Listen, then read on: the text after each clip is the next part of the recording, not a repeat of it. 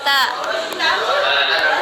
Salah satu penyakit yang banyak terjadi di Indonesia adalah penyakit infeksi yang disebabkan oleh penyakit. Meskipun beberapa penyakit akibat bakteri tergolong ringan dan bisa disembuhkan dengan sendirinya, sejumlah infeksi bakteri lainnya membutuhkan penanganan medis dengan segera karena terdapat termasuk ke dalam kondisi serius. Bahkan sebagai besar penyakit yang disebabkan oleh bakteri berikut diwaspadai. Maka dari itu penting bagi kita semua untuk mengenali tanda-tanda penyakit akibat bakteri. Sebagai langkah deteksi ini, mari simak ulasan selengkapnya berikut ini. Penyakit-penyakit yang disebabkan oleh bakteri. Ini dulu. Bakteri merupakan mikroorganisme yang dapat menyebabkan berbagai masalah kesehatan seperti disentri, tuberkulosis, pneumonia, tifus, diare, dan tetanus. Berikut penjelasan dari masing-masing penyakit. Disentri basiler adalah gangguan bakteri Shigella, E. coli atau Salmonella pada usus. Disentri basiler biasanya ditandai dengan beberapa gejala seperti demam, mual, muntah, kram perut, serta diare yang disertai lendir atau darah. Disentri basiler merupakan penyakit menular yang dapat menyebar melalui makanan dan minuman yang kurang terjaga kebersihannya. Penyakit ini seringkali ditemukan pada anak-anak, terutama negara berkembang, negara tropis, dan subtropis. Apabila tidak segera ditangani, disentri dapat menyebabkan komplikasi seperti disentri berat, abses pada organ hati, hingga kematian.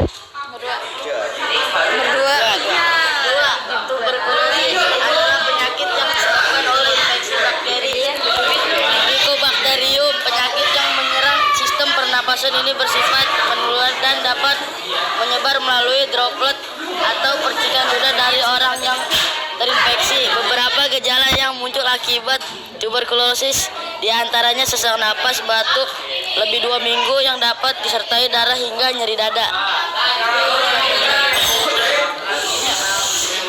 Ketiga, pneumonia adalah penyakit yang disebabkan oleh bakteri Streptococcus.